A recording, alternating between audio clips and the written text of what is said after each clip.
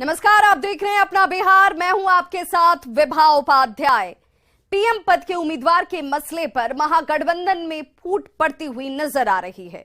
RJD और JDU ने CM Nitish Kumar को पीएम पद के लिए सबसे योग्य उम्मीदवार बताया, जबकि कांग्रेस का कहना है कि राहुल गांधी सबसे योग्य हैं।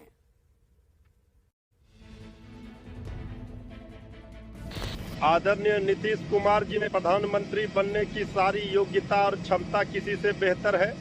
हमारा नेता नीतीश बाबू क्यों नहीं हो सकते? योग्यता का उन पे भरपूर है। अच्छे नेता हैं, अनुभवी राजनेता हैं। महागठबंधन के लोग नारा लगा रहे प्रधानमंत्री नीतीश कुमार हो। अरे नहीं, मना करते हम सब कि हमारी कोई इच्छा नहीं है।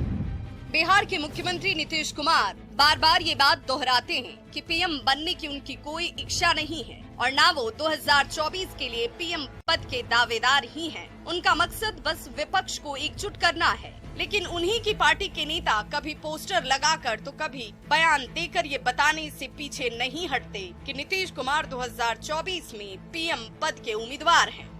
और नीतीश कुमार जी में सारा योग्यता प्रधानमंत्री बनने का है, लेकिन नीतीश जी हमारे कहते हैं हम प्रधानमंत्री के उम्मीदवार न है न बनेंगे, लेकिन देश की जनता चाहेगी तो प्रधानमंत्री बन जाएंगे। तेजस्वी के लिए सीएम पद की चाहत रखने वाले आरजेडी के नेता तो जेडीयू नेताओं से भी 2 कदम आगे निकल जा रहे हैं। आरजेडी प्रवक्ता मृत्युंजय तिवारी का कहना है कि देश में नीतीश कुमार पीएम पद के सबसे योग्य उम्मीदवार हैं। आदरणीय नीतीश कुमार जी में प्रधानमंत्री बनने की सारी योग्यता और क्षमता किसी से बेहतर है और अच्छे प्रधानमंत्री वो साबित हो सकते हैं। लेकिन विपक्ष तो छोड़िए, महागठबंधन में भी पीएम पद के लिए एक राय नहीं नजर आती, क्योंकि कांग्रेस के नेता राहुल गांधी के नाम से समझौता करने को तैयार नहीं है। जदयू की तरफ से नीतीश जी का नाम खूब सामने आ रहा है। अच्छे नेता हैं, अनुभवी राजनेता हैं। हम कांग्रेस के लोग चाहते हैं कि राहुल गांधी जी देश का प्रधानमंत्री बने। तो अलग अलग राजनीतिक दलों के अलग अलग नेता हैं, अलग अलग कार्यकर्ताओं की अलग अलग भावनाएं हैं। नीतीश जी भी अच्छे हैं, राहुल जी बहुत अच्छे हैं। पीएम पद के उम्मीदवार के मसले पर महागठबंधन में पड़ती फूट पर बीजेपी के नेता तंज कसना नहीं भूलते। कभी बीजेपी के कंधे पर बैठकर, कभी राजद के कंधे पर बैठ के मुख्यमंत्री बने हैं। लाचार और बेबस मुख्यमंत्री, सिद्धांत विहीन राजनीति करने वाले लोग कैसे प्रधानमंत्री बनेंगे?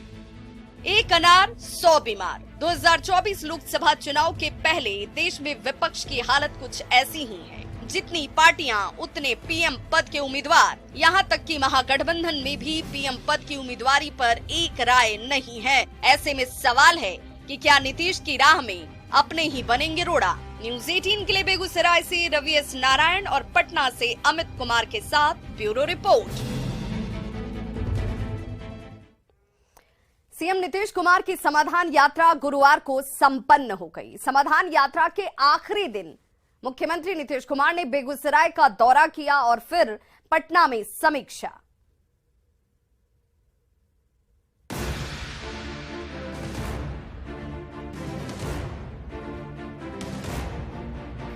जनवरी को पश्चिमी चंपारण के दरुआबारी से शुरू हुई सीएम नीतीश कुमार की समाधान यात्रा 42 दिन बाद पटना में समीक्षा बैठक के साथ संपन्न हो गई।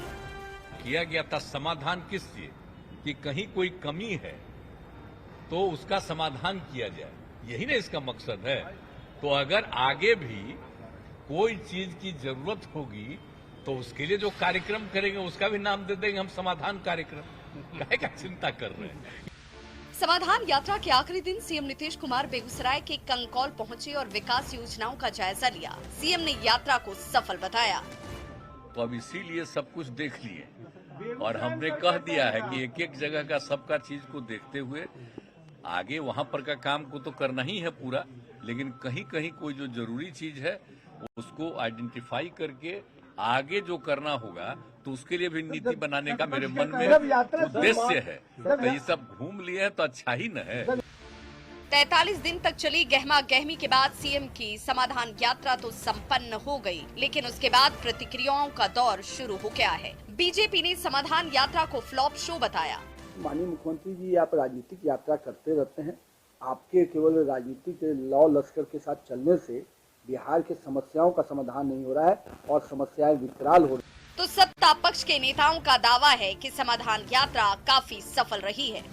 आम लोग भी महसूस कर रहे हैं कि समाधान यात्रा बिहार के लिए, बिहार के विकास के लिए, जन सरकार के लिए मील का पत्थर साबित हुआ है। वहाँ के ग्रामीणों के साथ, गांव के लोगों के साथ, महिलाओं के साथ उन्होंने बात किया, उनकी सुझाव को सुना, उनकी शिकायतों को सुना, साथ ही साथ वहाँ के अधिकारियों के साथ बैठ करके जो कल्याणकारी योजनाएं चल रही हैं उन योजनाओं की भी विस्तृत रूप से उन्होंने समीक्षा किया है। क्योंकि भारतीय जनता पार्टी की झूठ, फरेब और नफरत की फसल बोने की ये जो कोशिश है उसको नेस्ते नाबूद करने का समाधान ये माननीय मुख्यमंत्री जी की समाधान। लगातार उठते सवालों के बीच मुख्यमंत्री ने यात्रा पर निकलने का फैसला किया था और मकसद था लोगों के बीच जाना, उनकी समस्याओं को सुनना, विकास कार्यों की जमीनी हकीकत को देखना, जीविका दीदियों से सीधा संवाद करना और ऑन द स्पॉट समस्याओं के समाधान के लिए अधिकारियों को जरूरी दिशा निर्देश देना, जो कि सीएम ने कर लिया है। शुरुआती दौर में सीएम की समाधान यात्रा पर न सिर्फ विपक्षी दलों ने सवाल उठाए बल्कि सहयोगी दल के नेताओं ने भी सवाल खड़े कर दिए। भ्रष्टाचार से लेकर लाल फीताशाही और निरंकुश नौकरशाही के आरोप लगाए गए, लेकिन जनता ने अपने ही तरीके से विरोधियों के सारे सवालों का जवाब दे दिया। जिस तरह से समाधान यात्रा में लोगों की भीड़ उमड़ी, सीएम की एक झलक पाने के लिए लोग ललायत नजर आए, वो जेडीयू नेताओं का हौसला बढ़ाने के लिए काफी था। टाइगर अभी जिंदा है, टाइगर अभी जिंदा है, टाइगर अभी जिंदा है, टाइगर अभी जिंदा है। वैसे यात्रा का मकसद पूरा हुआ या नहीं, इस पर तो बहस चलती ही रहेगी। न्यूज़ 18 के लिए बेगूसराय से रवि एस नारायण, पटना से शैलेंद्र और अमित कुमार की रिपोर्ट। पूर्व कृषि मंत्री और आरजेडी विधायक सुधाकर सिंह ने एक बार फिर नीतीश कुमार पर जोरदार हमला बोला। सुधाकर सिंह ने कहा कि नीतीश कुमार अधिकारियों, भ्रष्टाचारियों और गुंडों के लिए सरकार चलाते हैं। मेरा बहुत अनुभव खराब रहा नीतीश कुमार के साथ। वह सरकार अधिकारियों, भ्रष्टाचारियों और गुंडों के लिए चलाते हैं, बिहार के किसानों और मजदूरों के लिए नहीं चलाते हैं। यह सबको विदित है, सबको मालूम है। पिछले दरवाजे से राजनीति करते हैं लोग, चुनाव जीत कर नहीं आते। ऐसे लोगों को प्रतिबंधित करना चाहिए राजनीति में, जो जनता से चुनाव नहीं। नीतीश कुमार पर किए गए जुबानी हमले को लेकर आरजेडी ने पार्टी विधायक और पूर्व कृषि मंत्री सुधाकर सिंह को नोटिस दिया था। सुधाकर सिंह ने न तो नोटिस के जवाब में अपनी गलती मानी और न नीतीश को लेकर उनके तेवर नरम पड़े।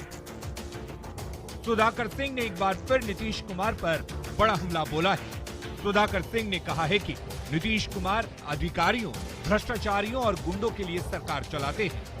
मेरा बहुत अनुभव खराब रहा नीतीश कुमार के साथ।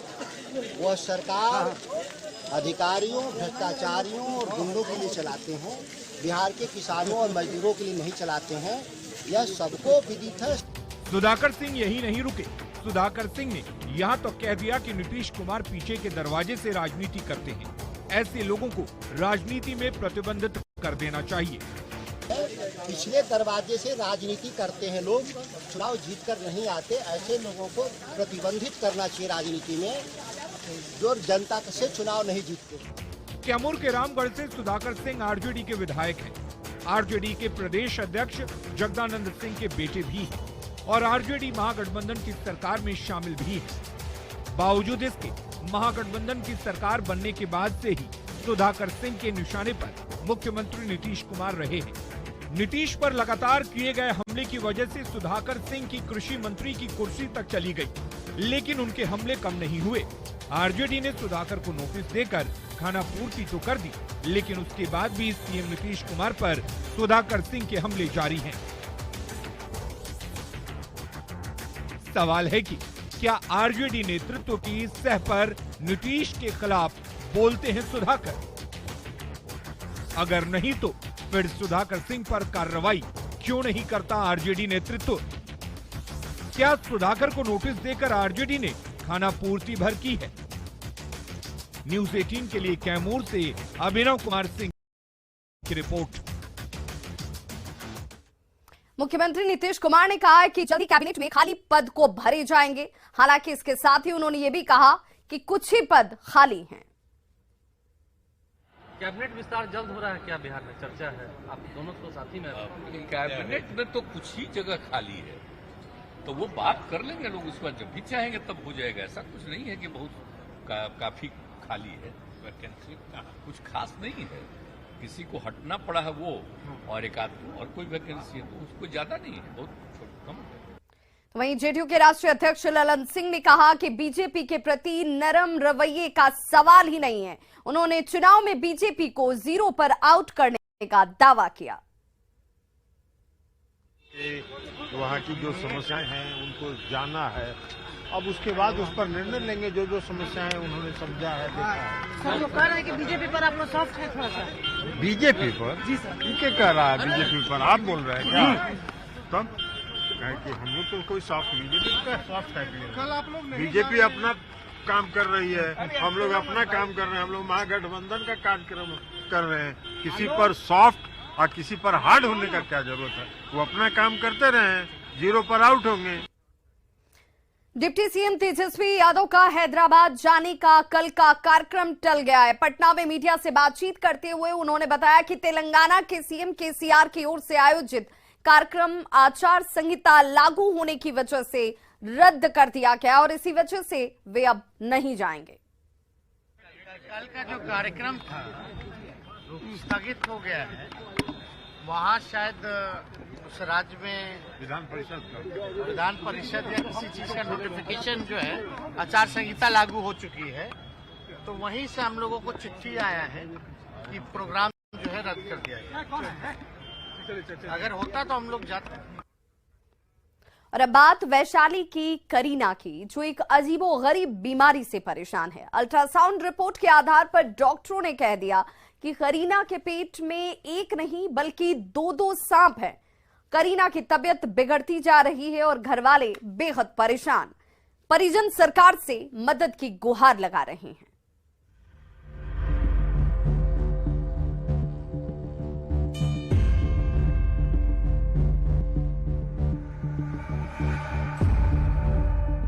आठ साल की करीना के पेट में सांप है। खबर सुनकर आप चौंक गए होंगे, लेकिन ये अजीबोगरीब वाकया वैशाली से सामने आया है। जिसने भी इस खबर को सुना वो दंग रह गया। क्या ऐसा संभव है कि किसी बच्ची के पेट में कई महीनों से सांप हो और वो जिंदा रहे? ये वाकया जितना चौंकाने वाला है उतना ही रहस्यमयी भी है। दरअसल चांदपुरा ओपी क्षेत्र के रोहित चौक की रहने वाली 8 साल की करीना और उसका परिवार करीना के पेट में अजीबोगरीब चीज से परेशान है। बताया जा रहा है कि अगस्त महीने में ही इस बात का खुलासा हुआ कि उसके पेट में सांप है। इसके कारण करीना की तबीयत दिनों दिन खराब होती जा रही है और बच्ची के पूरे शरीर में सूजन आ गई है। मेरे पेट में 2 सांप चलता है, दर्द करता है, जोर करता है। सही कैसे पता चला कि पेट में सांप है? डॉक्टर बताया। क्या बताया डॉक्टर? पेट में सांप है तो। परिजन करीना को लेकर हाजीपुर, मेहनार, समस्तीपुर और पटना तक के डॉक्टर से दिखवा चुके हैं और हर बार के अल्ट्रासाउंड में उसके पेट में सांप जैसा कुछ दिख रहा है। करीना के पिता राजकुमार पासवान की माली हालत ठीक नहीं होने के कारण वो अपनी बेटी का इलाज नहीं करवा पा रहे हैं। इसकी वजह से करीना के शरीर में सूजन बढ़ती जा रही है और उसकी तबीयत बिगड़ती जा रही है। बच्ची के पिता ने बताया कि एक झोलाछाप डॉक्टर ने अल्ट्रासाउंड किया और बताया कि बच्ची के पेट में सांप है, जिसके बाद से बच्ची की हालत बिगड़ती जा रही है। शरीर फूला हुआ है, शरीर में खून नहीं है। कौन डॉक्टर है जो सांप बता रहा है कि पेट में सांप है? वो झोलाछाप डॉक्टर है। कहाँ के है? वो इन्नई का ही है, हमारे इन्नई का है, पटोरी के। हालांकि ये भी बताया जा रहा है कि कुछ दिन पहले मिट्टी खाने से उसकी तबीयत बिगड़ी, जिसके बाद से ही उसके पेट में सांप जैसा कुछ दिख रहा है। करीना के पेट में सांप होने की बात पर दूर दराज के लोग उसे देखने तो आ रहे हैं, लेकिन कोई उसका इलाज करवाने की बात नहीं कह रहा है। माटी खाया, बीमार पड़ गया, माटी खा के इसको दिखाया, इलाज कराया, ठीक हो गया। फिर दोबारा देखा, बीमार पड़ा, इलाज करवाने के लिए गया, अल्ट्रासाउंड कराया तो वही देखा जो सांप ये चला था मशीन पर। अल्ट्रासाउंड में देखा कि सांप पेट में है। जहाँ के लोग सुनते हैं वहाँ के सभी लोग आके बच्ची को देखिए। बच्ची का नाम करीना है और इन लोग गरीब परिवार से हैं और अल्ट्रासाउंड में भी मालूम चल रहा है कि इसमें कुछ है, सांप की तरह ही दिख रहा है। करीना का परिवार परेशान है। ऐसे में परिवार सरकार से मदद की आस लगाए बैठा है। बच्ची की हालत बिगड़ती जा रही है। बच्ची के बाल झड़ने लगे हैं, लीवर में भी सूजन आ गई है। ऐसे में जरूरत है कि करीना को समुचित इलाज मिले, जिससे करीना और उसके परिवार को इस परेशानी से मुक्ति मिले। साथ ही ये भी पता चल सके कि उसके पेट में सचमुच सांप है या फिर सांप जैसी दिखने वाली कोई और चीज है। वैशाली से न्यूज़ 18 के लिए प्रफुल्ल कुमार की रिपोर्ट।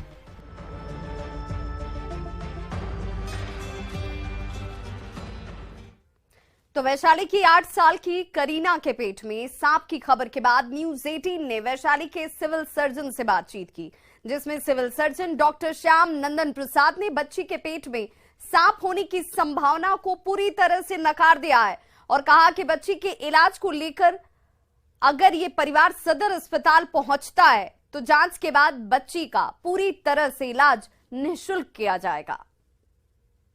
8 साल की बच्ची के बारे में बताया जा रहा है, उसके गार्जियन बोल रहे हैं वो बच्ची के उसके पेट में कुछ सांप जैसा कुछ है, तो विभाग की तरफ से क्या कुछ हो सकता है? पहले तो विभाग को जानकारी नहीं है और अगर कुछ वैसा है तो पहले आके सदर अस्पताल में दिखावे, हम लोग विशेषज्ञ से उसका जांच करवाएंगे, देखवाएंगे क्या है, उसके बाद ही कुछ बोल सकते हैं।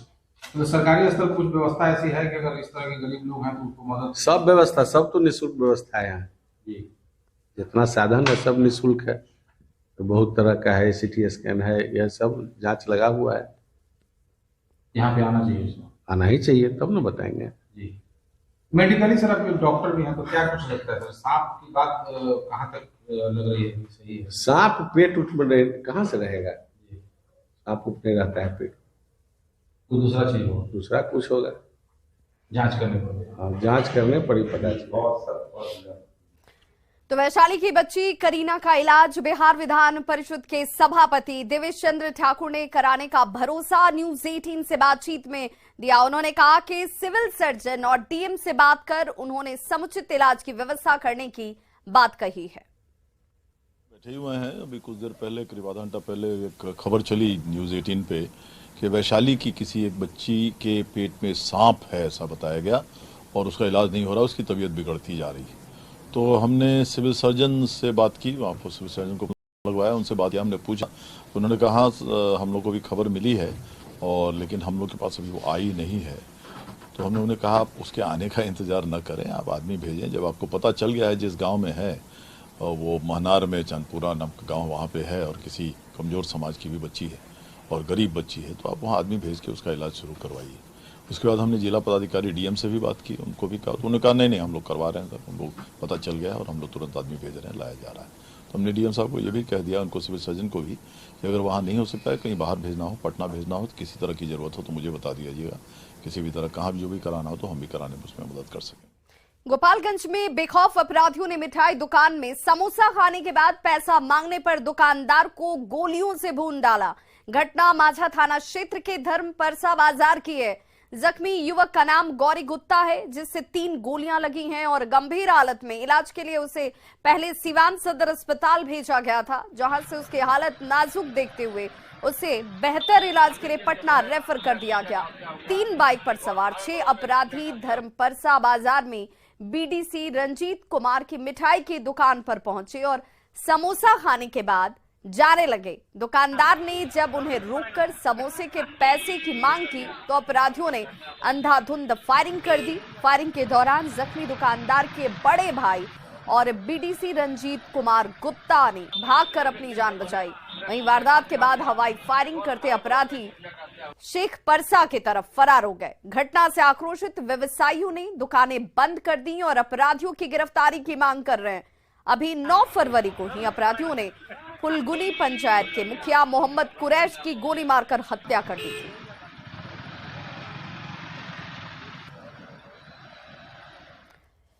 पटना सिटी के आलमगंज थाना क्षेत्र के मेहदीगंज गुमटी के समीप उस वक्त अफरा तफरी मच गई जब अवैध अतिक्रमण हटाए जाने के विरोध में एक हार्डवेयर दुकानदार ने खुद को ही आग लगा ली। आनन फानन में गंभीर रूप से झुलसे हार्डवेयर दुकानदार को इलाज के लिए अपोलो बर्न अस्पताल में भर्ती कराया गया, जहां उसकी स्थिति गंभीर बताई जा रही है। इस घटना के बाद लोगों का आक्रोश भड़क उठा और प्रशासन की टीम पर ही पथराव शुरू कर दिया गया। पथराव को देखते हुए प्रशासन की टीम मौके से फरार हो गई। बताया जाता है कि मेहदीगंज गुमटी के पास अवैध रूप से बने दर्जनों दुकानों को अतिक्रमण मुक्त कराने के लिए रेल प्रशासन और पटना सिटी अनुमंडल प्रशासन की टीम पहुंची हुई थी। दो तस्वीरें भी आपके टीवी स्क्रीन पर हैं। प्रशासन की टीम जैसे ही दुकानों को खाली कराने के लिए पहुंची, दुकानदार और स्थानीय लोगों की तरफ से हंगामा शुरू कर दिया गया और इसी दौरान स्थानीय हार्डवेयर दुकानदार अनिल कुमार ने अपने शरीर पर पेट्रोल छिड़ककर आत्मदाह का प्रयास किया।